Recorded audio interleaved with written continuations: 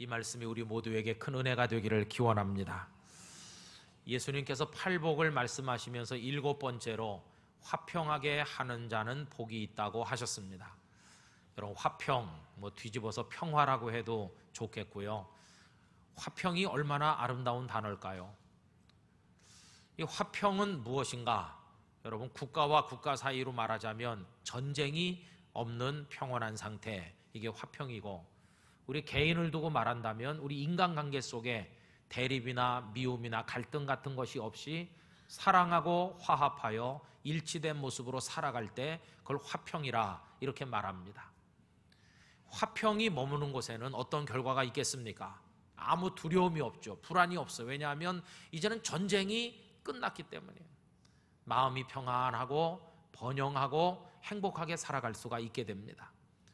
우리가 맛보는 화평의 마지막 최종적 모습은 무엇일까? 천국에서 누리게 될 삶의 모습, 그게 바로 화평일 것입니다. 그래서 여러분, 이 세상에서 화평하게 사시면 천국을 미리 앞당겨서 사는 것이다, 이렇게 생각이 듭니다. 땅끝교회 성도 여러분들, 화평케 되실 수 있기를 축복합니다. 그런데 우리가 누려야 될 여러 가지 차원의 화평이 있지만 그 중에서 반드시 누려야 될 최고의 화평이 있다면 그것이 무엇일까? 다른 게 아니라 하나님과 우리 사이에 누려야 될 화평인 줄로 믿습니다. 하나님과 화평해야 되는 것이죠. 여러분, 하나님은 여러분들에게 어떤 분이십니까? 지나간 주간에 어떤 장로님, 진영에 사시는 분이신데 몇 차례 전화하던 끝에 저를 찾아오셨습니다. 장로님 어떻게 오셨습니까? 그러니까 연초에 저 창원에서 연합 집회할 때 내가 목사님 만났고 그때 설교를 듣고 그래서 한번 만나보고 싶었습니다. 무슨 일로 오셨습니까? 그러니까 이 목사님, 저희 장로님 성경을 아주 세밀하게 읽으시는 분이세요. 성경을 턱 꺼내놓고 노트도 꺼내놓고 여러 가지 성경에 관한 말씀 저에게 많이 하시는데 이렇게 얘기하셨습니다. 목사님, 저는요 우리 성경을 번역하신 분들하고 설교하는 목사님들하고 교인들한테 불만이 많습니다. 그래가지고 갑자기 제가 떨떠름해져가지고 왜요? 이렇게 여쭤보니까 좀 존칭어를 많이 쓰면 좋을 텐데 왜 말을 다 그렇게 쓰는지 모르겠습니다. 하나님이 어떤 분이십니까? 우리 예수님이 얼마나 귀하고 존귀한 분이십니까? 그런데 사람들이 말이지 그냥 막말해요. 어떻게 해요? 예수님께서 이렇게 말해야 되는데 예수가 자기 동생인지 말을 막 한다는 거예요. 여러분 어떻게 생각하십니까? 또 하나님같이 위대하고 크신 그분을 하나님께서 이렇게 존경해야 되는데 하나님이 막 이렇고 우리 입에 그렇게 뱉죠, 그죠? 아이고, 다 이런 게 못마땅하다고 말씀해요. 또 성경 번역하시는 분들도 하나님께서 등장하는 대목이 되면 그가 이렇게 하지 말고 그분께서 좀 번역을 이렇게 하면 교육도 되고 하나님을 높일 텐데 저 불만 많습니다. 여러분, 저도 그 장로님 말씀 들으면서 존경어를 제대로 더 써야 된다는 말씀에 100번 동의하고 옳다고 생각했습니다. 여러분, 하나님께서 어떤 분이십니까? 크고 위대하신 정말 놀라우신 분이라고 우리가 믿고 있습니다. 최고의 존재이십니다. 그렇다면 우리가 그분께 최고 최상의 존경과 경배와 영광을 올려야 될 줄로 믿습니다. 그런데 말을 막 한다는 거예요. 말을. 그래가지고 어떻게 그분을 높이는 태도가 갖춰지겠는가? 그 장로님 말씀 딱 맞아요. 편의상 여러분들께서 의자에 앉아서 예배 드리시긴 하지만 여러분들의 영혼은 하나님 앞에 엎드린 모습으로 최상의 경배를 올리게 되시기를 부탁드립니다. 마땅히 그래야 됩니다. 그래서 저는 하나님을 향해서 우리가 최상의 경배를 올려야 된다, 이런 말씀을 드리면서 또 동시에 드리고 싶은 말씀이 있는데 그게 뭐냐 하면, 그렇다고 해서 하나님을 두려워하거나 그 앞에서 얼어붙거나 하나님이 무서워서 피하지는 말아야 된다 하는 말씀도 동시에 드리고 싶습니다. 그래, 저는요 하나님이라고 말하는 것보다 하나님께서 이렇게 하는 게 훨씬 옳다는 걸 인정하면서, 그러나 그거보다 더 좋은 말이 있다고 생각합니다. 그것은 한 단어를 거기다 첨가하는 겁니다. 뭐라고 하느냐 하면 그냥 하나님께서 하지 않고 하나님 아버지께서 이렇게 하는 겁니다. 여러분, 하나님께서 그러면 굉장히 하나님을 높여드리는 것 같아요. 그러나 좀 거리감이 느껴지죠. 그렇지만 하나님 아버지께서 마음의 평화가 다가와요. 그 크고 존엄하시고 위대하신 분이 저 먼 데서 나를 무섭게 노려다보시는, 나를 겁을 주시는 그런 분이 아니시고, 내게 다가오셔서 너 나를 아버지라고 불러라 이렇게 말씀하시는 하나님 아버지. 여러분, 제 가슴 속에 사무치는 하나님 아버지에 대한 이 마음이 여러분들에게도 있으시기를 기원합니다. 하나님 아버지 얼마나 좋은지 몰라요. 하나님을 아버지라 부르는 마음, 이게 자녀의 마음인 것입니다. 바울 사도께서도 이 말씀을 잘 우리에게 가르쳐주고 계십니다. 로마서 8장 14절 이하에 보면 다음과 같습니다. 무릇 하나님의 영으로 인도함을 받는 사람은 곧 하나님의 아들이라. 너희는 다시 무서워하는 종의 영을 받지 아니하고 양자의 영을 받았으므로 우리가 아빠 아버지라고 부르짖느니라. 성령이 친히 우리의 영과 더불어 우리가 하나님의 자녀인 것을 증언하시나니. 할렐루야. 여러분, 우리는 하나님의 종, 하나님의 품꾼 그런 존재가 아니라 하나님의 아들과 딸인 줄로 믿습니다. 만약에 우리 집 애가 저한테 와서 어느 날 김은성 씨 이렇게 하면 제가 얼마나 황당해요. 이놈의 자식이 이게 말 다시 해봐라 그러지 않겠어요? 여러분, 우리가 하나님께 대해서도 마찬가지입니다. 하나님은 우리의 아버지이십니다. 우리 아버지, 하나님 아버지, 얼마나 좋은 말이에요. 그런데 생각해 보십시오. 우리가 본래부터 하나님을 아버지라고 부를 자격이 있었느냐? 그건 아닙니다. 하나님 아버지와 우리의 관계는 끊어져 있었고 이제는 부를 수 없는, 가까이 다가설 수 없는 분으로 그 관계가 단절되어 있었습니다. 이걸 잘 보여주는 얘기가 누가복음 15장에 나오는 탕자 이야기 아니겠습니까? 아버지 재산 받아가지고 나가서 말아먹었잖아요. 그것도 또 뭐 건설적인 사업을 하다 실패한 게 아니고 방탕하게 먹고 마시고 다 놀아나다가 다 날려버리고 알거지가 되고 흉년이 오니까 먹을 게 없어서 돼지치기가 돼서 돼지 먹는 거 같이 먹으면서 살아보려는 처지에 떨어지니 이제는 그 아버지 다시 어떻게 찾아갈 자신도 없고 아버지라고 부를 용기도 안 생기고, 이게 바로 우리의 모습인데 관계가 끊어졌다는 겁니다. 근데 여러분, 예수님께서 말씀하신 이 비유의 나중 결과는 어떻습니까? 잘 아시는 것처럼 이 사람이 다시 그분의 아들로 회복됐다는 겁니다. 이게 놀라운 것입니다. 아니, 어떻게 해서 회복됐을까? 가서 한 10년쯤 죽도록 일해드리고 그 대가로 다시 회복이 됐나? 여러분, 그렇습니까? 이 사람도 처음에는 일을 좀 해드릴 생각을 안 한 건 아닌 것 같아요. 내가 가서 이렇게 굶어 죽지 말고 찾아가서 아버지라고 부를 자신은 없고 그냥 나를 품꾼이라고 써달라 하자, 밥이나 얻어먹자, 가서 열심히 일해드리고 밥은 얻어먹자, 이렇게 생각하고 갔죠. 갔더니 아버지의 반응이 어떻습니까? 당장 꺼져라든지 넌 내 자식 아니라든지 이러지 않으셨어요. 그래, 네 말대로 품꾼으로 써줄 테니 일이나 열심히 해, 이러지도 않으셨어요. 그 아버지는 아들이 상상할 수 없는 사랑으로 그냥 맞아주셨습니다. 그 냄새나는 돼지우리간에 뒹굴던 아들을 팍 안아주고 씻기고 새 옷을 입히고 아들의 신분이 회복됐음을 알리는 가락지를 끼워주시더니 새 신발 신기고 살진 송아지 잡아 잔치를 열고 내 잃어버린 아들을 다시 찾았다 이러면서 막 환영해주는, 감당하기 어렵고 상상할 수 없는 사랑이 막 쏟아져 내리는 그 앞에 이 아들이 서게 된 것입니다. 여러분, 하나님 아버지의 사랑이 쏟아져 내릴 때 그 앞에 서 있는 나는 어떤 반응을 보일 것인가? 이 대목이 몹시 중요합니다. 자녀를 키워보신 분들은 뭐 다 아시는 얘기지만요, 저희 집에도 애들이 있는데 어느 날 딸애가 이렇게 말합니다. 아빠, 오늘 태워다 줄 거가? 이렇게 말합니다. 무슨 예의라든지 존칭 이런 거 없어요. 태워다 줄 거가? 그걸 보고 있는 저희 집사람이 얘는 정말 대단해요. 나는 아무리 바쁘고 피곤해도 네 앞에 바쁘기 때문에 태워달란 말 못하는데 우리 집에서 얘가 제일 당당하다고. 저희 아내는 그거 못합니다. 딸과 아내의 차이가 뭘까? 아내는요, 저를 걱정해 줍니다. 피곤할까봐 염려해가지고 태워다 줬으면 하고 바라지만 태워다 줄까요? 그러면 괜찮다고 그럽니다. 그럼 저는 그럼 괜찮으면 그냥 갔다 오라고 그럽니다. 그럼 그게 가슴에 쌓입니다. 그래갖고 어느 날 섭섭하다고 그럽니다. 딸은 태워주고 왜 난 안 태워주냐고 그럽니다.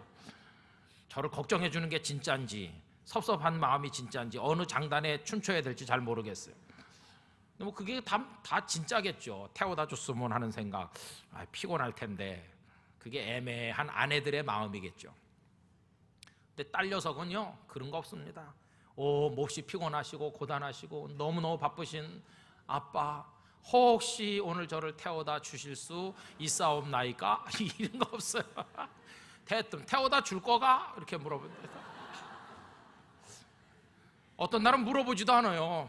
태워다 줘? 이렇게 그냥 거기서 끝나요. 내가 네 몸종이냐? 그럼 제가 화가 막 무지하게 나야 될 것 같은데요. 참 이게 신기하게도 그냥 화가 안 나요. 그냥 너무너무 귀여워가지고 쪽쪽 물어 빨아줍니다. 참 이상해요. 화가 안 나요. 화가.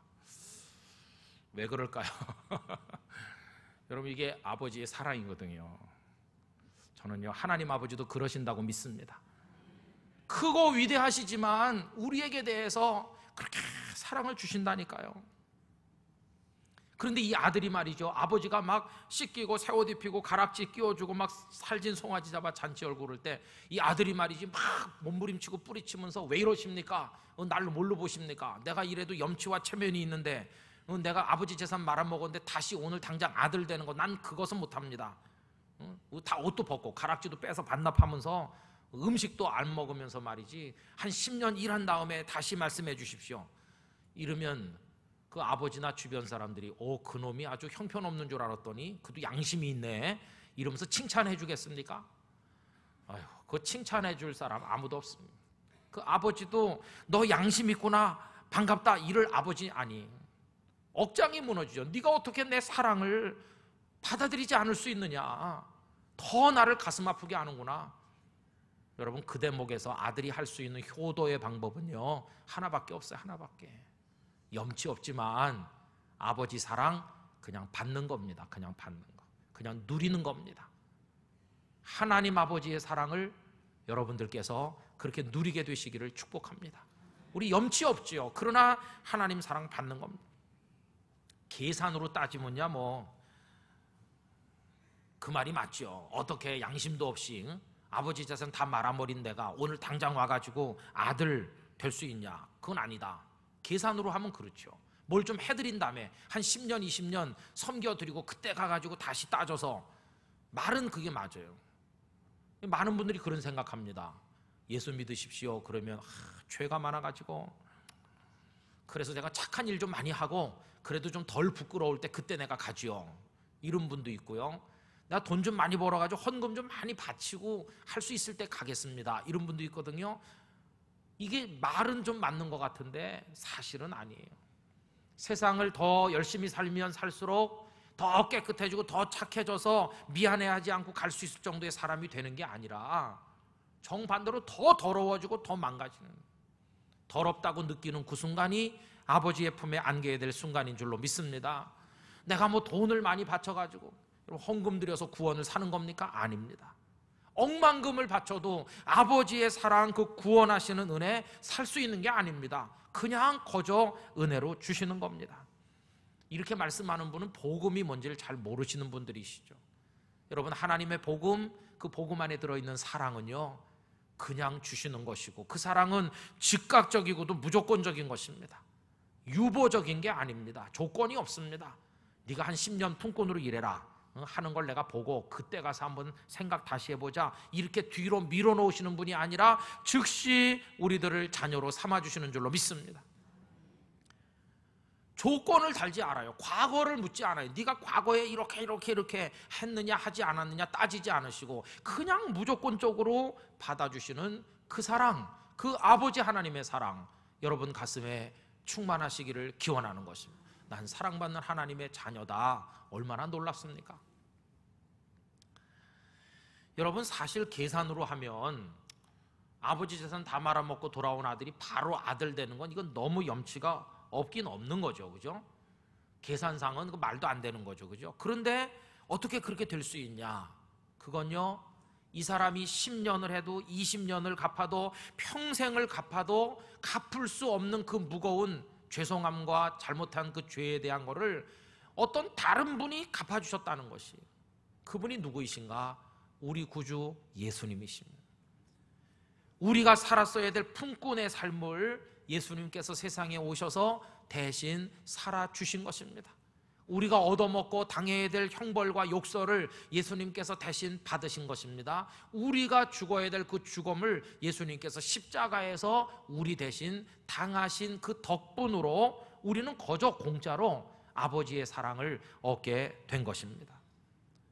그래서 예수님은 이 끊어졌던 아버지 하나님과 우리의 관계를 다시 이렇게 연결시켜 주시려고, 우리로 하여금 그분을 다시 아버지 이렇게 부를 수 있도록 하나님 아버지와 우리 사이에 화평이 회복되게 하시려고 이 세상에 오신 것입니다. 그런데 우리가 그 사랑을 거절한다면 이거는 또 한 번의 죄를 짓는 것이죠. 그래서 로마서 5장 1절, 그러므로 우리가 믿음으로 의롭다 하심을 받았으니 우리 주 예수 그리스도로 말미암아 하나님과 무엇을 누리자고 그랬습니까? 화평을 누리자. 할렐루야. 여러분, 예수님께서 하나님 아버지와 우리를 연결시켜 주셨다는 걸 믿고 하나님을 아버지로 부르며 행복한 성도로 살게 되시기를 축복합니다. 나중에 우리 부를 410장 찬송 2절에 그래요. 주 십자가 지심으로 날 구원해 주셨으며 주 예수님 고난받아 나 평화 누리도다. 평화를 어떻게 누리게 됐나? 예수님께서 십자가 지심으로 죽으시고 고난받으심으로 우리가 평화를 누리게 된 줄로 믿습니다. 1부, 2부 때는 안 불렀는데 특별 서비스로 3부 때 오늘 아침에 나오면서 오늘이 추수감사주일이다. 우리 무엇을 감사할까? 굶지 않고 먹고 사는 거, 또 이만큼 산 거 다 감사하죠, 그죠?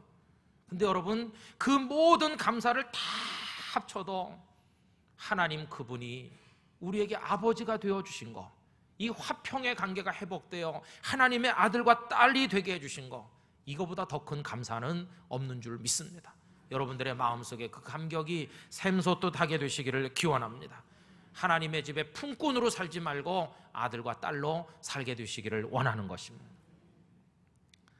근데 여러분, 오늘 읽은 마태복음 5장 9절 말씀은 하나님과 너희 사이에 평화를 누려라, 이걸만 말씀하는 게 아니고요, 한 걸음 더 나가서 예수님께서는 이제 너희도 화평케 하는 사람으로 살아라, 이걸 우리에게 요구하시는 겁니다. 아니 예수님, 내가 어떻게 화평을 이룰 수 있습니까? 방법이 뭡니까? 모르지? 모르는데요. 그럼 나한테 배워라. 내가 하나님 아버지와 너희 사이에 화평을 가져오지 않았느냐? 어떻게 하셨습니까? 예수님이 하신 방법을 배워서 우리도 그렇게 하는데, 그 방법을 알아보니까요, 간단하지만 어려운 거예요. 어떻게 화평을 이루셨나? 예수님께서는 알아보니까 그 방법은 죽는 것이었어요. 죽는 것. 당신이 십자가에서 죽으심으로 화평을 이루셨어요. 이것에 관해서 에베소서 2장 14절 이하는 다음과 같이 말씀했습니다. 그는 예수님이십니다. 예수님은 우리의 화평이신지라 둘로 하나를 만드사 원수된 것 곧 중간에 막힌 담을 자기 육체로 허시고 그 몸을 찢어 십자가에서 그다 허물어 버리시고 법조문으로 된 계명의 율법을 폐하셨나니 이는 이 둘로 자기 안에서 한 새 사람을 지어 화평하게 하시고 또 십자가로 이 둘을 한 몸으로 하나님과 화목하게 하려 하심이라 원수된 것을 십자가로 소멸하시고. 여러분, 주님이 죽으심으로 하나님 아버지와 우리 사이에 화평이 생겼고요, 예수님을 믿는 형제 자매, 저 옛날엔 이방인과 유대인이라고 으르렁거리던 그 사람들이 같은 예배당에서 예배드리는 하나님의 자녀가 되었다 하는 것을 말씀하고 있습니다. 화평이 내 가정에 이루어지고 화평이 내 직장과 내 인간관계 속에 이루어지길 원합니다. 여러분, 정말 그렇게 원하신다면 우리 자신이 죽어야 된다는 사실을 깨달으셔야 됩니다. 가보진 않았지만은 중국 내몽고 깊은 곳에 호화호특이라는 시가 있다고 합니다. 거기 한 여자의 무덤이 있다고 합니다. 이 여인에 관련된 기가 막힌 얘기가 있습니다. 중국 그 한나라 원제라는 황제가 있을 때 궁녀들을 전국에서 모아들이는데 수천 명의 궁녀가 들어왔습니다. 근데 문제는 너무 많은 여자가 들어왔기 때문에 황제가 한 명씩 만나볼 시간이 없습니다. 그래서 모연수라는 화가에게 궁녀들의 초상화를 그려와라. 그럼 황제는 초상화를 보고 마음에 드는 여인을 고르는 것입니다. 그러니까 이 궁녀들마다 모연수에게 뇌물을 가져다 주면서 더 예쁘게 그려달라고 애원을 했습니다. 그런데 제가 말씀드리는 이 여인은 너무너무 가난하니까 아무것도 갖다 줄 것도 없고, 이 모연수는 탐욕이 가득한 화가라서 아무것도 안 가져오는 그녀를 미워해가지고 형편없는 모습으로 그려가지고 얼굴에 없는 점까지 막 찍어가지고 황제에게 갖다 주니, 황제가 보고 그러고 있던 어느 날 계속 국경을 침략하며 전쟁에 위협을 하던 흉노족의 우두머리인 호하냐라는 사람이 떡하니 와갖고는 황제한테 하는 말이 황제의 사위가 되겠습니다. 이게 무슨 말일까요? 공주 내놓으라는 거예요. 공주. 그 공주를 어떻게 그 오랑캐에게 줄 수 있겠습니까? 중국 사람 입장에서 가슴이 부글부글 끓는데, 어쨌든 호하냐를 위한 연회가 열렸어요. 황제가요, 도대체 어떤 여자들을 데려다가 연회 시중을 들게 해야 될까? 궁녀들 중에 못생긴 여자, 그 초상화 가져와라. 그래갖고 못생긴 여자만 골랐어요. 그래가지고 불러다가 연회 시중을 들게 하는데, 이 호하냐가 갑자기 황제에게 하는 말이, 폐하, 꼭 공주님이 아니어도 괜찮습니다. 왕이 눈이 번쩍 뜨고 공주가 아니어도 된다고? 그럼 누구? 궁녀도 괜찮사옵니다. 그래? 이 황제가 기분이 좋아서요, 그러면 궁녀 중에 자네가 원하는 사람 마음대로 한 명을 선택하게. 그러니까 이 호하냐가 한 여인을 저기 있는 저 궁녀입니다. 가만히 보니까 뭐 그저 그런 것 같거든요. 저 녀석이 큰 소리 치지만 여자 보는 눈이 없어. 황제가 속으로 무시하면서 어쨌든 나라를 대표해서 시집을 갈 여자로 선정된 궁녀를 가까이 만나보려고 가까이 데려오라. 그 궁녀가 살포시 일어나서 사뿐사뿐 한 걸음씩 한 걸음씩 죽게로가 아니라 황제 앞으로 나가오는 거예요. 그 여인이 다가오는데요, 황제가 뒤로 나가 넘어지는 거예요. 태어나서 한 번도 본 적이 없는 경국지색의 절세 미녀가 다가오는 겁니다. 아니, 이런 여자가 있었나? 그 그림 다시 가져와라. 그래가지고 보니까 이게 영 아닌 거예요. 그래가지고 그림 모연수 차명에 쳐요. 차명. 그리고 이 여자를 보낼 수가 없는데, 이렇게 아름다운 여인을 어떻게 아무리 나라의 평화를 위해서 좀 보낼 수가 있나? 차라리 전쟁을 하나 보내야 되나? 어쩔 수 없이 보내게 되는 거죠. 이 여인은 떠나기 싫지만 고국을 뒤로하고 나라의 평화를 위해 떠나는 거죠. 여러분, 말에 올라타고 비파를 가슴에 안고요, 이 여인이 뒤를 돌아다보면서 정든 고향 나라를 바라보면서 듣도 보도 못한 나라를 이제 팔려가듯이 좀 가는데, 그 가는 모습을 하늘을 날던 기러기들이 보게 된 겁니다. 기러기들이 그 여인에게 홀딱 반해가지고 너무너무 아름다움에 반해서 홀려가지고 그만 날갯짓 하는 걸 까먹는 바람에 다 떨어져서 죽었대요. 그래서 생긴 말이 낙안이라는 말이 생겨, 떨어질 낙에 기러기 안자, 기러기가 떨어졌다. 여러분, 절세가인을 치머나간이라고 그러는데, 치머는 물고기들이 아름다움에 취해서 수영하는 걸 까먹어서 깔아앉아 죽었다는 말이고, 나간이라는 말은 이 얘기를 하는 거거든요. 치머는 중국 4대 미녀 중에 하나인 서시를 두고 하는 말이고, 이건 제가 말하는 그 여인을 두고 하는 말이거든요. 이 여인이 팔려가듯 희생하는 거죠. 그 여인의 희생으로 인해서 나라와 나라 사이에 전쟁이 그치고 평화가 온다는 겁니다. 도대체 저 얘기 속에 나오는 그 여인이 누구냐?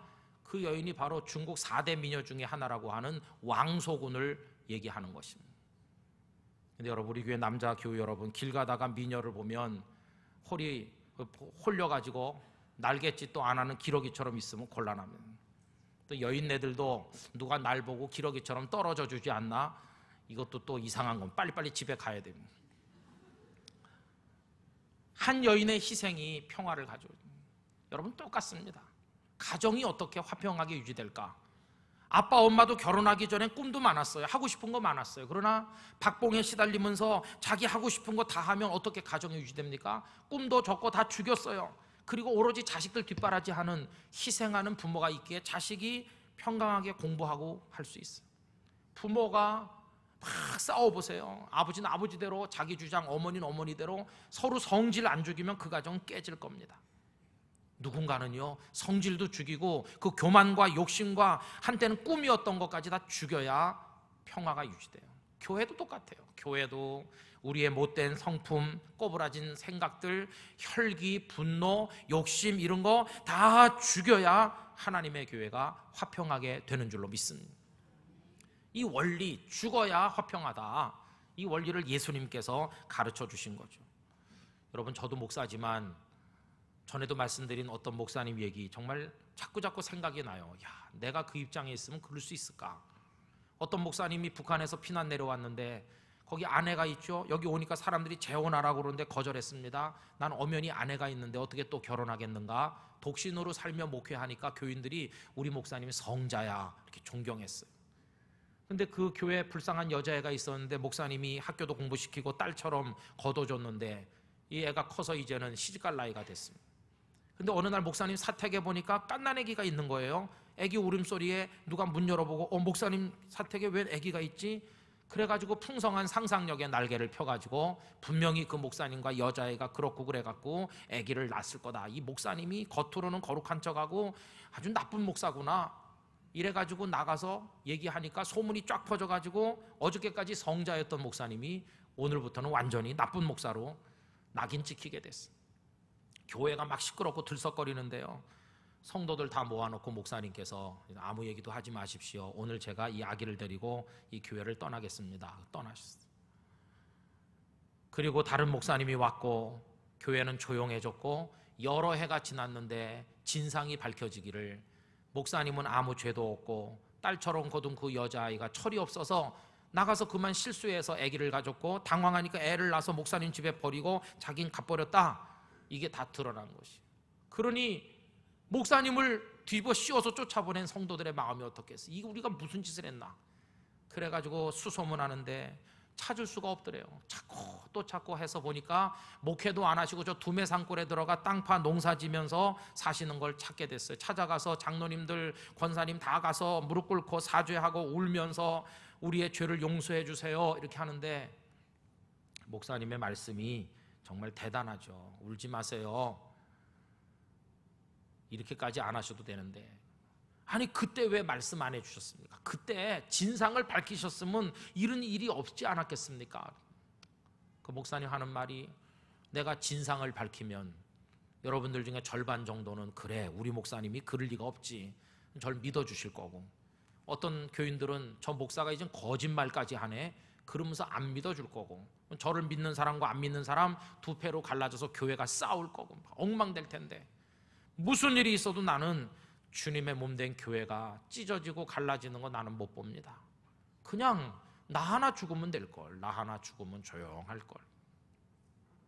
그리고 이 애기가 무슨 죄가, 이 애기가 이게 피덩이 얘가 무슨 죄가 있는데 안 태어나야 될 생명이 태어난 것처럼 저주의 눈빛으로 사람들이 이 아이를 바라보는 거 견딜 수 없고, 그리고 내가 딸처럼 거뒀던 그 아이 실수는 했지만 사람이 다 실수도 할 수 있고 그런 거지 어떻게 그렇게 매도할 수 있겠나. 그냥 나 죽으면 나 하나 희생하면 다 조용해질 걸. 여러분 그렇게 하실 수 있겠습니까? 그러니까 막 교인들이 울면서 그 대신 목사님은 목회를 못 하시지 않습니까? 아, 나 목회 계속 하고 있다고. 아니 목사님 목회하는 농사 짓고 계시잖아요. 지금 내 교인이 한 명 있습니다. 그 아기를 호적에 올려서 그 아기를 키우면서 얘가 내 교인입니다. 얘를 잘 키워 하나님의 사람 만든다고. 여러분 이게 바로 자신을 죽여서 화평을 이루는 모습 아니겠습니까? 여러분 어렵지만 이 거룩한 사명에 한번 도전해 보시기를 부탁드립니다. 화평케 하는 사람. 그럼 여러분 이 화평케 하는 사람에게 어떤 복을 주신다고 그랬나요? 예수님 말씀하시기를 정말 깜짝 놀랄 복을 말씀했는데 하나님의 아들이라 일컬음을 받는다. 참 놀랍습니다. 믿어지지 않아요. 하나님의 아들은 예수님 한 분밖에 없는데, 아니 우리 보고 화평케 하면 넌 하나님의 아들 하나님의 딸처럼 된다는 거예요. 여러분 이 말씀 우리가 예수님이 된다는 말은 아니지만 내가 나를 죽여 하나님과 너희 사이에 화평을 가져온 것처럼 네가 네 성질, 욕심, 잘못된 거 다 죽여서 가정과 일터와 교회와 네 주변에 화평을 가져오면 넌 나를 닮는 사람이 된다. 그런 뜻입니다. 여러분 하나님의 아들, 딸로 불림을 받으면요, 그 축복 안에 나머진 다 들어있어요. 팔복 앞에 나온 거, 천국을 얻을 것이라고, 땅을 기업으로 얻고, 위로를 받고, 배부름을 얻고, 하나님을 보고, 긍휼히 여김받고, 이게 하나님의 아들이 되는 순간 그 안에 다 들어있어요. 하나님께서 아들에게 천국을 안 주겠어요? 내 얼굴 못 본다 그러시겠어요? 뭘 안 주시겠어요? 하나님의 아들이라 일컬음 받는 사람이 되는 순간 모든 건 그 안에 다 들어있는 줄로 믿습니다. 그래서 저는 복 중에 복, 하나님의 아들이라, 우리같이 추하고 더러운 사람이 그 영광스러운 호칭으로 불려질 수 있게 된다는 게 얼마나 놀라운 일입니까? 누구에게? 화평케 하는 사람에게 그런 복이 있다고 말씀하셨어요. 우리 땅끝교회 성도 여러분들의 발자국이 디뎌지는 곳마다 평화가 임하길 원합니다. 분쟁이 그치고 갈등이 그치고 여러분 피스메이커가 되셔서 정말 행복하게 만드는 그런 사명자가 되시기를 예수님의 이름으로 축복합니다. 우리 다 같이 기도하겠습니다. 이 시간에 한편으로는 우리 같은 죄인을 하나님 아버지라 부르며 살게 해주신 데 대한 감사로, 한편으로는 우리도 화평케 하는 사람으로 우리 자신을 죽여서 그 귀한 것을 이룰 수 있는 사람으로 살게 해달라고 다 같이 한 목소리로 기도합시다. 할렐루야. 거룩하신 아버지 하나님, 추하고 더럽고 보잘것없던 죄인들인 저희들을 하나님 아버지라 부르며 살아갈 수 있도록 끊어졌던 관계를 회복시켜 주시고 하나님과 화평을 누리게 해주심을 감사합니다. 이것이 다 예수님의 죽으심으로 이루어진 것임을 깨닫게 하여 주시옵소서. 감사와 찬송과 영광을 올려드립니다. 아울러 저희들도 남아있는 인생길 살아가는 동안에 화목케 하는 사람으로, 화평케 하는 사람으로 살아서 하나님의 아들이라 일컬음 받는 영광을 얻게 하여 주옵소서. 우리 땅끝교회 성도들의 가정이 화평하고, 일터가 화평하고, 교회가 화평하고, 인간관계가 화평하도록 축복하여 주옵소서. 아버지 하나님, 이 땅에 우리들의 가정과 인간관계와 교회 안에 화평을 주시옵소서. 우리 같은 죄인이 하나님을 아버지라 부를 수 있게 해주신 그 은혜 감사하며, 한편으로 우리도 예수님께서 하신 것처럼 우리를 죽여 화평을 이루는 사람 되어 하나님의 아들이라 일컬음 받게 하여 주옵소서. 예수님의 이름으로 기도하옵나이다. 아멘.